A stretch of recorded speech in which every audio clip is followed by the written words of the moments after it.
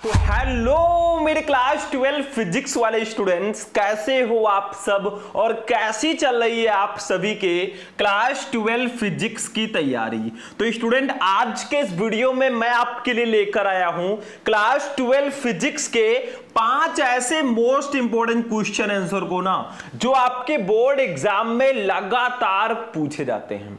आप previous year paper उठाकर देख लेना ना, 2025, 24, 23 जो भी है ना, ये क्वेश्चन जो मैं आज बताऊंगा, ये क्वेश्चन बार बार रिपीट होते हैं। कुछ बच्चे कहते हैं सर जी फिजिक्स में हमें बहुत प्रॉब्लम होती है, फिजिक्स में न्यूमेरिकल कैसे करते हैं, कौन से टॉपिक इंपॉर्टेंट है। तो आज मैं न्यूमेरिकल भी बताऊंगा, क्वेश्चन भी बताऊंगा, और ऐसे 5-5 क्वेश्चन करके पूरे फिजिक्स को हम फिनिश करेंगे। चाहे वो अति लघु उत्तरीय प्रश्न होगा, चाहे लघु उत्तरीय प्रश्न होगा, चाहे विस्तृत उत्तरीय प्रश्न होगा। तो आज हम मेनली लघु उत्तरीय प्रश्नों को पढ़ेंगे भैया, 2 नंबर 3 नंबर वाले। तो बस ये 5 प्रश्न पढ़ लेना, बोर्ड एग्जाम 2026 में 100% चांसेस हैं कि ये क्वेश्चन आएंगे। तो टाइम वेस्ट करेंगे नहीं, आगे हम बढ़ेंगे। सबसे पहले ये जान लो आज हम फिजिक्स के कौन कौन से क्वेश्चन पढ़ेंगे। देखो मैंने सारे क्वेश्चन की एक लिस्ट बना रखी है ना, उसी लिस्ट के अकॉर्डिंग मैं आपको क्वेश्चन बता रहा हूं। आज हम चैप्टर 5 और चैप्टर 6 के क्वेश्चन पढ़ेंगे। चैप्टर 1, 2, 3, 4 इन सब के क्वेश्चन मैं पहले भी आपको बता चुका हूं। उस सीरीज को जाकर देखना भैया, फिजिक्स के प्लेलिस्ट में आपको मिल जाएगा। आज का हमारा फर्स्ट क्वेश्चन होगा चुंबकत्व के परमाणुीय मॉडल की व्याख्या कीजिए। चैप्टर नंबर 5 चुंबकत्व एवं द्रव्य का ये क्वेश्चन है, बहुत ज्यादा इंपॉर्टेंट है, लघु उत्तरीय प्रश्नों में डायरेक्टली पूछा जाता है। दूसरा क्वेश्चन हम पढ़ेंगे फैराडे के विद्युत चुंबकीय प्रेरण संबंधी नियम लिखिए भैया। 3 नंबर में देखोगे ना, मतलब लघु उत्तरीय प्रश्नों में ये क्वेश्चन बहुत ज्यादा पूछा जाता है। ठीक है, तो ये दूसरा क्वेश्चन आप बिल्कुल मिस मत करना, अभी इसको भी हम पढ़ेंगे। तीसरा हम पढ़ेंगे स्वप्रेरण का अर्थ समझाइए तथा स्वप्रेरण गुणांक का विमीय सूत्र लिखिए। बहुत इंपॉर्टेंट क्वेश्चन है, मैंने यहां पे सन नहीं लिखा है, नहीं तो आपको पता चल जाता। चौथा है, अब ये दोनों न्यूमेरिकल होंगे चैप्टर नंबर 6 विद्युत चुंबकीय प्रेरण के। देखो ये 2 नंबर 3 नंबर 4 नंबर 5 नंबर, ये चारों क्वेश्चन चैप्टर 6 के हैं, वो चैप्टर 5 का है फर्स्ट क्वेश्चन। ठीक है, अब ये चौथा क्वेश्चन एक न्यूमेरिकल होगा और 5वां भी एक न्यूमेरिकल होगा। आगे आगे सबको पढ़ेंगे, टेंशन मत लेना। बस एक ही रिक्वेस्ट है कि आप लोग वीडियो को लाइक कर देना, चैनल को सब्सक्राइब कर लेना, ताकि ये सीरीज ना मैं लगातार चलाता रहूं और पूरे लास्ट चैप्टर तक आपको क्वेश्चन बताता रहूं। ठीक है, सपोर्ट तो करना ही है। चलो सबसे पहला क्वेश्चन देखो, चुंबकत्व के परमाणुीय मॉडल की व्याख्या कीजिए। चुंबकत्व का परमाणुीय मॉडल क्या होता है? क्वेश्चन बहुत इंपॉर्टेंट है। और जो बच्चे सोचते हैं यार फिजिक्स तो बहुत टफ है, फिजिक्स में क्या होगा, अरे वही होगा जो भगवान चाहेगा। देखो भगवान भी उसी का साथ देंगे, किस्मत भी उसी का साथ देती है जो मेहनत करते हैं। अगर आप सोचे भैया पढ़े ना और वो ऐसे पास हो जाएं तो क्या पास हो जाओगे? बिल्कुल नहीं। ठीक है, तो चलो चुंबकत्व का परमाणुीय मॉडल क्या है, इसकी व्याख्या पूछी जाती है। थोड़ा सा आपको समझना है यहां के चीजों को। देखो सबसे पहले, प्रत्येक पदार्थ असंख्य परमाणुओं से मिलकर बना है। कोई भी पदार्थ है ना, उसमें असंख्य परमाणु पाए जाते हैं। जैसे आपने देखा कि लोहा है, चालक है, बहुत सारे इसमें इलेक्ट्रॉन होते हैं। ठीक है, आवेशवाहक इलेक्ट्रॉन होते हैं। तो प्रत्येक पदार्थ असंख्य परमाणुओं से मिलकर बना होता है। प्रत्येक परमाणु के केंद्र पर एक धनावेशित नाभिक होता है, मतलब हर एक परमाणु के सेंटर में, केंद्र में एक धनावेशित नाभिक पाया जाता है। ठीक है, जिसके चारों ओर विभिन्न कक्षाओं में इलेक्ट्रॉन घूमते रहते हैं। जैसे देखो यहां पे एक धनावेशित नाभिक है। ठीक है, इसके चारों ओर जो है ना इलेक्ट्रॉन्स घूमते रहते हैं, ऐसे ऐसे इसके चारों ओर घूमते रहते हैं। ठीक है, ये इलेक्ट्रॉन कक्षीय परिक्रमण के अतिरिक्त अपनी धुरी पर भी घूमते रहते हैं। मतलब ये इलेक्ट्रॉन जो है ना ऐसे ऐसे कक्षीय परिक्रमण करते हैं। देखो ये लिखा है कक्षीय परिक्रमण, तो ऐसे ऐसे करते हैं नाभिक के चारों ओर ना, और ये अपनी धुरी पर भी ऐसे ऐसे घूमते हैं, ऐसे ऐसे ऐसे ऐसे। ठीक है, तो इसको हम बोलते हैं इसे चक्रण कहते हैं। इसमें आपको सीक्वेंस को समझना है, आखिर यहां पे कहा क्या जा रहा है, मेन पॉइंट को आप समझिए। कहा जा रहा है कि प्रत्येक परमाणु, प्रत्येक वस्तु जो है, प्रत्येक पदार्थ जो है वो असंख्य परमाणु से मिलकर बना होता है। ठीक है, प्रत्येक परमाणु के केंद्र पर एक धनावेशित नाभिक होता है। यहां पर केंद्र पर एक धनावेशित नाभिक है जिसके चारों ओर विभिन्न कक्षाओं में इलेक्ट्रॉन घूमते रहते हैं। इसके चारों ओर इलेक्ट्रॉन जो है ना विभिन्न कक्षाओं में घूमते रहते हैं। ये इलेक्ट्रॉन कक्षीय परिक्रमण के अतिरिक्त, मतलब ये इलेक्ट्रॉन नाभिक के चारों ओर कक्षीय परिक्रमण करते हैं और इसके अतिरिक्त अपनी धुरी पर भी घूमते हैं। ये इलेक्ट्रॉन मान लीजिए ये अपनी धुरी पर भी ऐसे ऐसे घूमता है, इसे हम चक्रण बोलते हैं। थोड़ा सा और है वो भी समझ लो, फिगर आप लोग इसका स्क्रीनशॉट ले लो फटाफट, ठीक है, काम आएगा। और इन सबका मैं पीडीएफ भी दे रहा हूं भैया, एक एक सब्जेक्ट का सिर्फ 99 में, सारे सब्जेक्ट का 299 में। तो प्ले स्टोर पे जाओ, शुभम लेक्चरर ऐप डाउनलोड कर लो, रजिस्टर कर लो, वहीं पे आपको सब कुछ मिल जाएगा। कोई भी डाउट है मेरा नंबर भी वहीं पर मिलेगा, आप लोग हमसे कांटेक्ट कर सकते हो। देखो आगे, चूंकि प्रत्येक इलेक्ट्रॉन आवेशित होता है, जो इलेक्ट्रॉन होता है ना वो आवेशित होता है। जैसे एक इलेक्ट्रॉन पर कितना आवेश होता है, 1.6 × 10⁻⁻19 कूलम। पता है कि नहीं पता है? ठीक है, अतः कक्षीय अथवा चक्रण गति करता हुआ इलेक्ट्रॉन एक धारावाही लूप या चुंबकीय द्विध्रुव की भांति व्यवहार करता है। यानी कि जो अपनी धुरी पर ऐसे ऐसे घूमता है ना, तो वो जो इलेक्ट्रॉन है वो एक धारावाही लूप या चुंबकीय द्विध्रुव की भांति व्यवहार करता है। आगे देखो, इसी कारण परमाणु में चुंबकीय आघूर्ण उत्पन्न होता है। परमाणु में चुंबकीय आघूर्ण का अधिकांश भाग 90% जो भाग है ना वो इलेक्ट्रॉन के चक्रण के कारण होता है और कक्षीय परिक्रमण के कारण आघूर्ण बहुत कम यानी कि 10% होता है। समझ में आ रहा है? इसमें सिर्फ आपको समझना है क्या कहा जा रहा है, बहुत सिंपल है, कुछ है नहीं। मतलब कहा जा रहा है कि परमाणु में जो है चुंबकीय आघूर्ण उत्पन्न होता है और ये चुंबकीय आघूर्ण जो है ना कक्षीय परिक्रमण के कारण 90% उत्पन्न होता है और अपनी धुरी पर जो घूमते हैं चक्रण के कारण 90% उत्पन्न होता है और कक्षीय परिक्रमण के कारण 10% उत्पन्न होता है। समझ में आ गया? क्वेश्चन समझ लेना, इसमें जो चीजें लिखी हैं बस उस पर ध्यान दो कि हर एक पदार्थ जो है असंख्य परमाणुओं से मिलकर बना है। प्रत्येक परमाणु के केंद्र पर एक धनावेशित नाभिक है जिसके चारों ओर इलेक्ट्रॉन कक्षीय परिक्रमण करते रहते हैं, ठीक है, घूमते रहते हैं और इलेक्ट्रॉन अपनी धुरी पर भी घूमते हैं जिसको चक्रण बोलते हैं। चूंकि प्रत्येक इलेक्ट्रॉन आवेशित होता है अतः कक्षीय अथवा चक्रण गति करता हुआ इलेक्ट्रॉन एक धारावाही लूप या चुंबकीय द्विध्रुव की भांति व्यवहार करता है और इसी कारण परमाणु में चुंबकीय आघूर्ण उत्पन्न होता है। परमाणु में चुंबकीय आघूर्ण का अधिकांश भाग 90% इलेक्ट्रॉनों के चक्रण के कारण तथा कक्षीय परिक्रमण के कारण आघूर्ण बहुत कम यानी कि 10% होता है। बस हो गया भाई, फर्स्ट वाला क्वेश्चन समझ में आ गया, इसका भी स्क्रीनशॉट लो। अब इससे इजी कोई नहीं बताएगा, ठीक है। चलो सेकंड वाला क्वेश्चन देखते हैं। ये जो क्वेश्चन है, क्वेश्चन नंबर सेकंड, ये कितना ज्यादा इंपॉर्टेंट है भाई मैं लफ्जों में बयान नहीं कर सकता, बहुत इंपॉर्टेंट है। कोई भी नियम हो, चाहे वो फिजिक्स का हो चाहे केमिस्ट्री का हो, जैसे फिजिक्स में कूलाम का नियम, गॉस का नियम और भी आगे आगे बहुत सारे हैं, जैसे ये आपका फैराडे के विद्युत अपघटन का नियम, ठीक है, ओम का नियम, ये सब जरूर पढ़ना है। बायो-सेवर्ट का नियम, केमिस्ट्री में हेनरी का नियम, राउल्ट का नियम, कोलरॉस का नियम, फैराडे के विद्युत अपघटन का नियम, ऐसे ऐसे नियम जो है ना आपको जरूर पढ़ना होता है क्योंकि ये कुछ स्पेसिफिक कुछ ही मात्रा में होते हैं लेकिन बहुत इंपॉर्टेंट होते हैं। दूसरा क्वेश्चन देखो, बहुत इंपॉर्टेंट है। फैराडे के विद्युत चुंबकीय प्रेरण संबंधी नियम लिखिए। ये क्वेश्चन अगर आपने चैप्टर 6 का नहीं पढ़ा तो आपकी पढ़ाई अधूरी है भैया। तो देखो क्या है फैराडे के विद्युत चुंबकीय प्रेरण के नियम। देखो फैराडे ने विद्युत चुंबकीय प्रेरण के निम्नलिखित 2 नियम दिए हैं। उन्होंने 2 नियम दिया। देखो प्रथम नियम क्या कह रहा है, ध्यान से समझना, बहुत ध्यान से। जब किसी परिपथ से बद्ध चुंबकीय फ्लक्स में परिवर्तन होता है तो उसमें एक विद्युत वाहक बल उत्पन्न हो जाता है। मतलब जब किसी परिपथ से बद्ध चुंबकीय फ्लक्स में परिवर्तन होगा तो उसमें एक विद्युत वाहक बल उत्पन्न हो जाता है। यही फैराडे के विद्युत चुंबकीय प्रेरण का प्रथम नियम है। यदि परिपथ बंद है तो उसमें प्रेरित धारा बहने लगती है। यह धारा केवल तभी तक बहती है जब तक कि चुंबकीय फ्लक्स में परिवर्तन होता है। ठीक है, अब एक फिगर मैं समझाता हूं, इसको आप लोग स्क्रीनशॉट लेना चाहे ले सकते हैं। ठीक है, एक फिगर हम यहां पे थोड़ा सा आपको समझा देते हैं, ध्यान से समझना। जैसे देखो एक चुंबक ले लीजिए आप लोग, देखो ये आपका हो गया बच्चों एक चुंबक।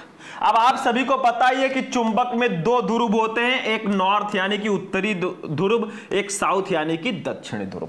अब इस चुंबक के इस ओर, ठीक है, इस ओर क्या है, एक कुंडली है। ध्यान से समझना तभी समझ में आएगा ये, ठीक है। थोड़ा पास मिलाते हैं ताकि ज्यादा दूरी ना रहे।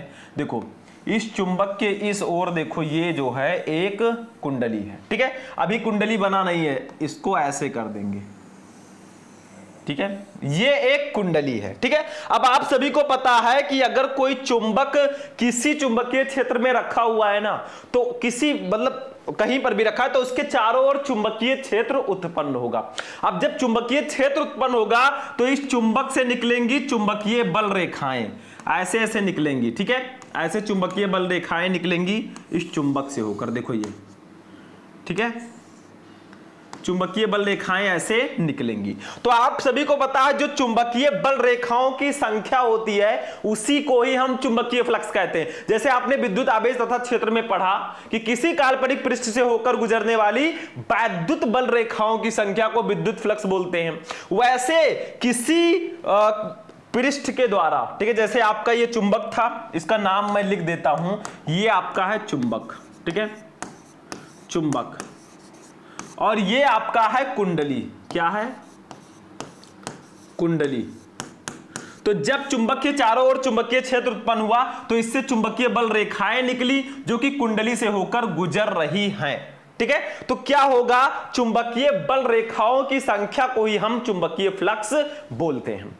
तो कहा जा रहा है प्रथम नियम में कि जब किसी परिपथ से बद्ध चुंबकीय फ्लक्स में परिवर्तन किया जाता है तो उसमें एक प्रेरित विद्युत वाहक बल उत्पन्न हो जाता है। जैसे इस चुंबक से बद्ध अगर इसमें चुंबकीय फ्लक्स में हम परिवर्तन करेंगे तो यहां पे एक उत्पन्न हो जाएगा आपका विद्युत वाहक बल, प्रेरित विद्युत वाहक बल। यही है फैराडे के विद्युत अपघटन का प्रथम नियम। इसको भी लिख देना, ये है आपकी चुंबकीय बल रेखाएं, चुंबकीय बल रेखाएं, ठीक है। समझ में आया फिगर, मतलब हमने एक चुंबक ले लिया, इधर एक कुंडली रखी है, ठीक है। अब क्या हुआ, जब चुंबक लिया तो चुंबक के चारों ओर चुंबकीय क्षेत्र उत्पन्न होगा, उससे निकलेंगे चुंबकीय बल रेखाएं, और चुंबकीय बल रेखाओं की संख्या को हम चुंबकीय फ्लक्स बोलते हैं। अब चुंबकीय बल रेखाएं इस कुंडली से होकर गुजर रही हैं। तो फैराडे के विद्युत अपघटन का प्रथम नियम कहता है जब किसी, ठीक है, कहता है जब किसी परिपथ से बद्ध चुंबकीय फ्लक्स में परिवर्तन होता है तो उसके चारों ओर प्रेरित विद्युत वाहक बल उत्पन्न हो जाता है, ठीक है। तो ये जब चुंबकीय फ्लक्स में हम परिवर्तन करेंगे तो इसके चारों ओर चुंबकीय बल, विद्युत वाहक बल उत्पन्न हो जाएगा। और यदि परिपथ बंद है तो उसमें प्रेरित धारा बहने लगेगी, अगर परिपथ बंद होगा तो इसमें प्रेरित धारा भी बहेगी। बस यही है फैराडे के विद्युत अपघटन का प्रथम नियम। आप लोग इसका स्क्रीनशॉट ले सकते हो, ठीक है, हो गया। देखो, और नियम को आप लोग समझ लेना, यही नियम था कि जब किसी परिपथ से बद्ध चुंबकीय फ्लक्स में परिवर्तन होता है तो उसमें एक विद्युत वाहक बल उत्पन्न हो जाता है। यही प्रथम नियम है, बस इतना लिख देना, बहुत ज्यादा डीप जाने की जरूरत नहीं है। चलो अब दूसरा नियम देखते हैं। दूसरा नियम देखो क्या है, ध्यान से समझना। देखो इस नियम को मैं पहले भी डीपली आपको समझा चुका हूं, ठीक है। और फिजिक्स में अगर आप एक सीक्वेंस वाइज पढ़ते हो ना तो इतना टफ नहीं है जितना लोग बनाकर बैठे हैं। अगर आप मान लोगे ना कि यार मैं तो बोर्ड एग्जाम में पास ही नहीं हो सकता, अगर आपका सबकॉन्शियस माइंड ये मान गया कि यार मैं तो पास ही नहीं हो सकता ना, तो आप नहीं होंगे। क्योंकि अगर आपका टारगेट एक होना चाहिए, मुझे इतना लाना है, ये करना है, तभी आप उस टारगेट के अकॉर्डिंग चल पाएंगे। अगर आप पहले से ही हार मान लेंगे ना तो आपका ही दिमाग ही सब कुछ है, वो हार मान लिया तो समझ लो हार ही जाओगे, ठीक है। तो हमेशा मेंटेन रखो। द्वितीय नियम क्या है, प्रेरित विद्युत वाहक बल चुंबकीय फ्लक्स की परिवर्तन के ऋणात्मक दर के बराबर होता है। देखो मैंने पहले नियम में बताया जब किसी परिपथ से बद्ध चुंबकीय फ्लक्स में परिवर्तन होता है तो उसमें एक प्रेरित विद्युत वाहक बल उत्पन्न हो जाता है। लेकिन दूसरे नियम में क्या है, जो प्रेरित विद्युत वाहक बल उत्पन्न हुआ है ना, तो प्रेरित विद्युत वाहक बल चुंबकीय फ्लक्स के परिवर्तन की ऋणात्मक दर के बराबर होता है। ये दूसरा नियम है, ध्यान से समझना, ठीक है। तो क्या कहा जा रहा है, ध्यान से समझो। देखो हमारा जो विद्युत वाहक बल है उसको हम लोग डिनोट करेंगे ई से। अब ये किसके बराबर होता है, प्रेरित विद्युत वाहक बल चुंबकीय फ्लक्स के परिवर्तन की ऋणात्मक दर के बराबर होता है, यानी कि ऋणात्मक दर का माइनस डेल्टा फाई है आपका चुंबकीय फ्लक्स में परिवर्तन अपान डेल्टा टी, ऋणात्मक दर के बराबर होता है, तो minus delta phi upon delta t आपका हो जाएगा। ठीक है, ये हो जाएगा फॉर्मूला भैया फैराडे के विद्युत अपघटन के प्रथम नियम का, सॉरी द्वितीय नियम का, कि प्रेरित विद्युत वाहक बल जो E है वो चुंबकीय फ्लक्स के परिवर्तन यानी कि माइनस डेल्टा फाई इसकी ऋणात्मक दर के बराबर होता है, यानी कि minus delta phi upon delta t. Minus delta phi upon delta t जो है ये चुंबकीय फ्लक्स में परिवर्तन का ऋणात्मक दर है। ऋणात्मक दर का मतलब आगे निगेटिव, और delta phi upon delta t है चुंबकीय फ्लक्स में परिवर्तन की दर। ठीक है, बस हो गया। अब भैया जैसे चुंबकीय फ्लक्स में परिवर्तन हो रहा है तो क्या समझ सकते हो आप लोग, जैसे मान लीजिए वो 5 मतलब ध्यान से समझो क्या कहा जा रहा है, यहां पे परिवर्तन होगा तो वहां पे φ2 से φ1 होगा, यानी कि φ1 से φ2 ऐसे कुछ परिवर्तन होगा। ठीक है, तो यहां पे हम इस फॉर्मूले को लिख सकते हैं, देखो चूंकि डेल्टा फाई इक्वल टू होता है, डेल्टा फाई इक्वल टू हम मानते हैं φ2 माइनस φ1, φ2 माइनस φ1, मतलब अगर कहा जाए कि जो चुंबकीय फ्लक्स है वो 5 से 3 हो रहा है। ठीक है, तो φ1 और φ2 की वैल्यू तो दी जाएगी तभी तो उसमें परिवर्तन होगा। ठीक है, मतलब इतने से इतना हो गया। ठीक, तो डेल्टा फाई के जगह पर φ2 माइनस φ1 रखेंगे, इससे न्यूमेरिकल रिलेटेड आते हैं, और डेल्टा टी के जगह पर हम रख देंगे डेल्टा टी। ठीक है, डेल्टा टी के जगह पर हम रखेंगे T2 minus T1, T2 minus T1। जैसे डेल्टा फाई आपका है चुंबकीय फ्लक्स में परिवर्तन, तो अगर आपसे कहा जाए कि 5 वेबर से 8 वेबर चुंबकीय फ्लक्स हो रहा है तो 5 वेबर है φ1 और 8 वेबर है φ2। ठीक है, तो इतने से इतना हो रहा है तो डेल्टा फाई के जगह पर φ2 माइनस φ1 हम रख देंगे। जब हमें फॉर्मूला लगाना होगा, जब ये कहा जाएगा कि इतने से इतना हो रहा है तो हम φ2 माइनस φ1 कर देंगे, और समय कहा जाएगा कि 5 सेकंड से 8 सेकंड हो रहा है तो T2 माइनस T1 कर देंगे।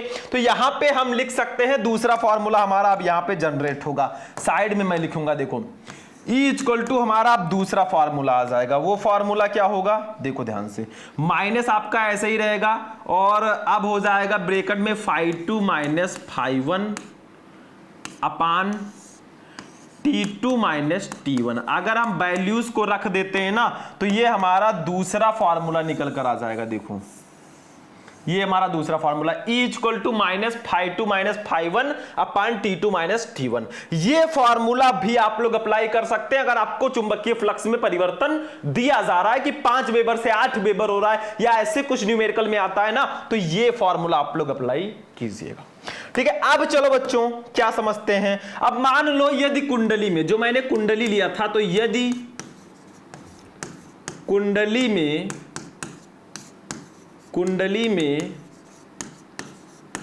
फेरों की संख्या n हो, यदि कुंडली में फेरों की संख्या n हो तो हम इस फॉर्मूले को लिख सकते हैं E इक्वल टू क्या लिख सकते हैं, देखो इसके आगे हम क्या लगा देंगे, इसके आगे माइनस n लिख देंगे। ठीक है, डेल्टा फाई हो जाएगा अपान डेल्टा टी हो जाएगा।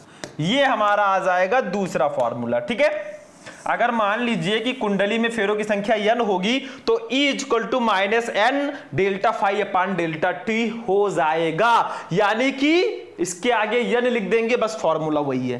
ठीक है, n है फेरों की संख्या, डेल्टा फाई है चुंबकीय फ्लक्स में परिवर्तन और डेल्टा टी है समयांतराल में परिवर्तन। तो ये आपका द्वितीय नियम होगा, प्रेरित विद्युत वाहक बल चुंबकीय फ्लक्स के परिवर्तन की ऋणात्मक दर के बराबर होता है E equal to minus delta phi upon delta t.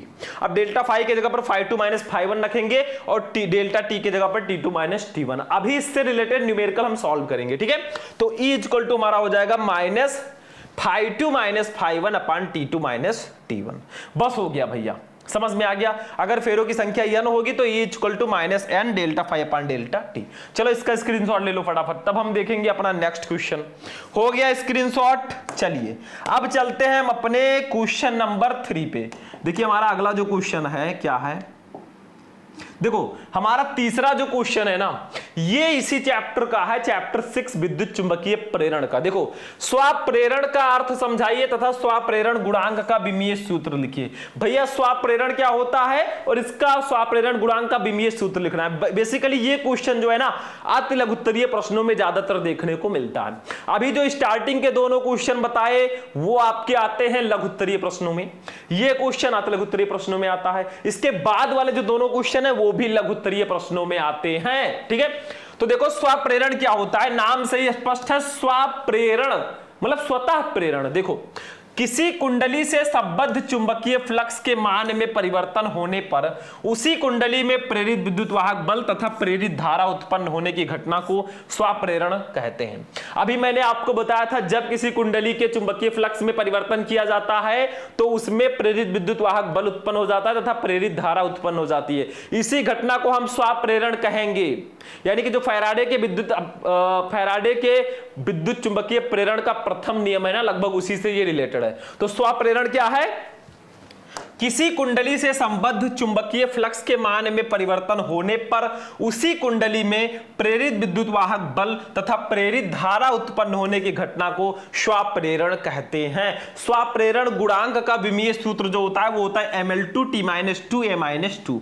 ये आप लोग लिख लीजिएगा, क्वेश्चन इंपॉर्टेंट है, बहुत ज्यादा पूछा गया है। तो स्वप्रेरण गुणांक का डायमेंशनल फॉर्मूला जो होगा ml2t-2a-2 यही होता है, ठीक है। क्लियर है? चलो ये भी क्वेश्चन आपका तीसरा हो गया। दो क्वेश्चन अभी हमारे और बचे हैं, चलो इसका स्क्रीनशॉट पहले ले लो फटाफट, तुरंत जस्ट नाउ, ठीक है। चलिए अब क्वेश्चन नंबर 4 को देखते हैं क्या है हमारा। अब देखिए स्टूडेंट, क्वेश्चन नंबर 4 जो हमारा है ना, ये हमारे विद्युत चुंबकीय प्रेरण चैप्टर का एक बहुत ही ज्यादा इंपॉर्टेंट न्यूमेरिकल है। अब मुझे एक लगता है एक ऐसी बात ना कि कुछ बच्चे ऐसे होंगे जो एक दो क्वेश्चन देखे होंगे चल दिए होंगे भाई, ठीक है। तो ऐसे ही बच्चे बाद में चलकर उनका परसेंटेज डिक्रीज होता है। क्यों? क्योंकि अगर आप किसी चीज को देख रहे हैं ना तो फुल कंसिस्टेंसी के साथ देखिए, कॉपी ले लीजिए, पेन ले लीजिए, क्योंकि जो भी चीजें आपको बताई जाएंगी ना सब इंपॉर्टेंट होती हैं, ठीक है, सब हेल्पफुल होती हैं। तो इसमें आपको एक एंजॉय आना चाहिए पढ़ाई में। जैसे आप कोई रील देखते हैं या कोई शॉर्ट देखते हैं ना तो उसमें आपको मजा आता है, वैसे पढ़ाई को भी एक एंजॉयमेंट के साथ रखना चाहिए। ऐसा नहीं कि 24 घंटे बस उसी में घुसे हैं, ऐसा भी नहीं होना चाहिए। 4 नंबर, एक कुंडली का स्वप्रेरण गुणांक 10 मिली हेनरी है। इसमें वैद्युत धारा 5 मिली सेकेंड में 5 एम्पियर से 15 एम्पियर हो जाती है। कुंडली में प्रेरित विद्युत वाहक बल ज्ञात कीजिए। अरे भैया अभी जो मैंने फॉर्मूला बताया था कुछ उसी से रिलेटेड है, लेकिन थोड़ा चेंज है। देखो क्या कहा जा रहा है, एक कुंडली का स्वप्रेरण गुणांक जो है 10 मिली हेनरी है, यानी कि L की जो वैल्यू है ना बच्चों वो है 10 मिली हेनरी, ठीक है, ये हमारी है।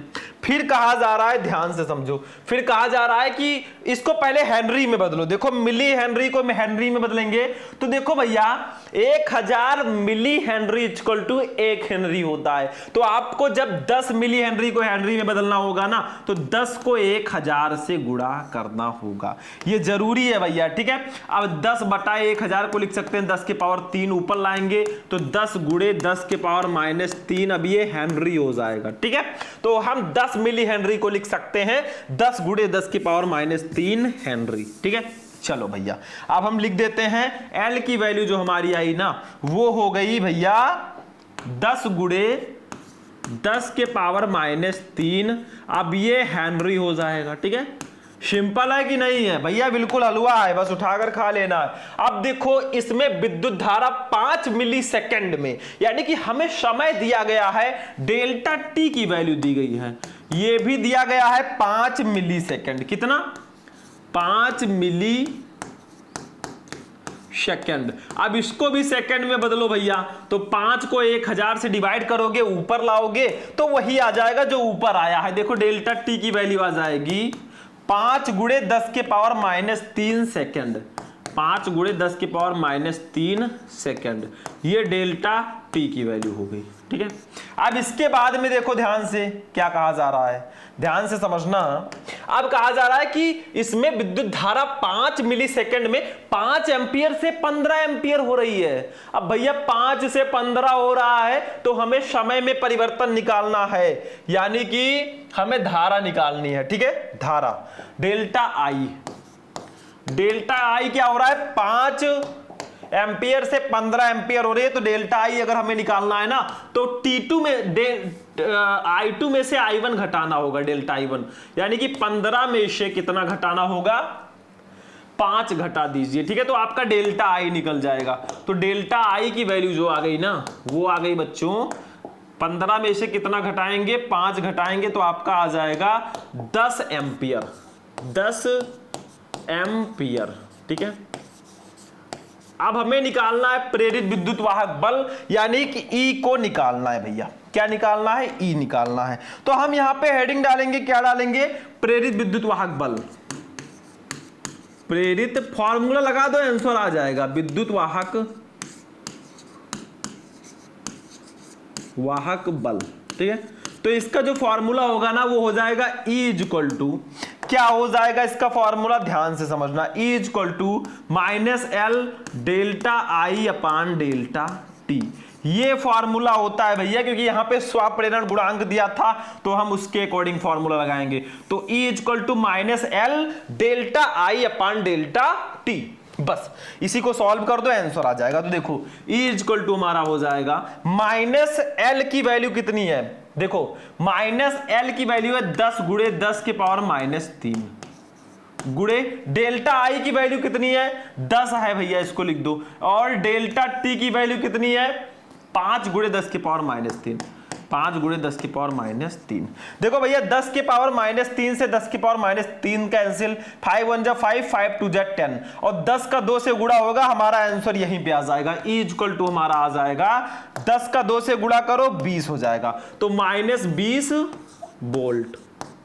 ये हो जाएगा विद्युत वाहक बल। ठीक है, यही हो जाएगा बच्चों विद्युत वाहक बल। तो देखो बस हो गया, एक कुंडली का स्वाप्रेरण गुणांक 10 मिली हेनरी है, इसमें विद्युत धारा 5 मिली सेकेंड में 5 एम्पियर से 15 एम्पियर हो जाती है। कुंडली में प्रेरित विद्युत वाहक बल जो होगा -20 वोल्ट होगा। एक बार फिर से मैं समझाना चाहूंगा आपको, हमें स्वाप्रेरण गुणांक L की वैल्यू दी गई है 10 मिली हेनरी, इसको मैंने हेनरी में बदला 10 गुणे 10 की पावर -3। डेल्टा टी था 5 मिली सेकेंड, इसको सेकेंड में बदलो 5 गुणे 10 की पावर -3।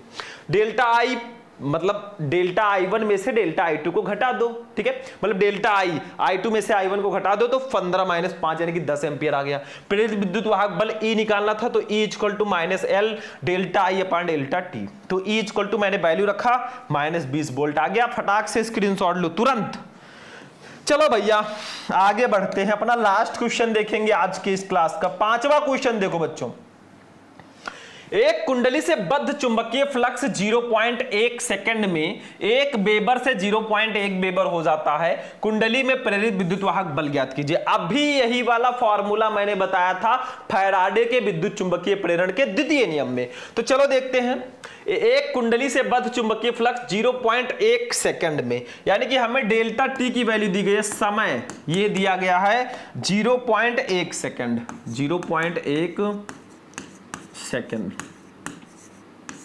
फिर क्या कहा जा रहा है, बहुत ध्यान से समझना, एक सेकंड में 1 वेबर से 0.1 वेबर हो जाता है क्या, चुंबकीय फ्लक्स, यानी कि हमें φ1 की वैल्यू दी गई है 1 वेबर, φ1 की वैल्यू दी गई है हमें 1 वेबर, क्योंकि 1 वेबर से आपका हो रहा है तो 1 वेबर है φ1 की वैल्यू। ठीक है, 1 वेबर लिख दीजिएगा इसको सही से, वेबर। ठीक है, ये है आपका φ1 की वैल्यू, क्योंकि 1 वेबर से 0.1 वेबर हो रहा है तो 1 वेबर होगा φ1 की वैल्यू। φ2 की वैल्यू है 0.1 वेबर। ठीक है, ये आपकी है 0.1 वेबर। ठीक है। तो पहले तो एक काम करेंगे हम, ध्यान से समझना, यहां से चुंबकीय फ्लक्स में परिवर्तन निकाल लेते हैं। मैंने बताया था कैसे निकालोगे, φ2 में से φ1 को घटा दो, डेल्टा फाई की वैल्यू आ जाएगी। तो यहां से हम चुंबकीय फ्लक्स में परिवर्तन डेल्टा फाई अगर निकालेंगे ना, तो आप एक काम कीजिए, φ2 में से φ1 को घटा दीजिए। फॉर्मूला मैंने बताया ही था आपको, ठीक है। तो यहां से डेल्टा फाई इक्वल टू हमारा हो जाएगा, देखो ध्यान से, φ2 की वैल्यू कितनी है, 0.1 वेबर, ठीक है, माइनस φ1 की वैल्यू 1 वेबर है। देखो φ2 में से φ1 घटाना है, तो φ2 की वैल्यू 0.1 है, φ1 की वैल्यू 1 है। इसको घटाओगे ना तो आपका आंसर आएगा डेल्टा फाई इक्वल टू आ जाएगा 0.1 में से 1 घटाओगे तो माइनस 0.9 वेबर आ जाएगा।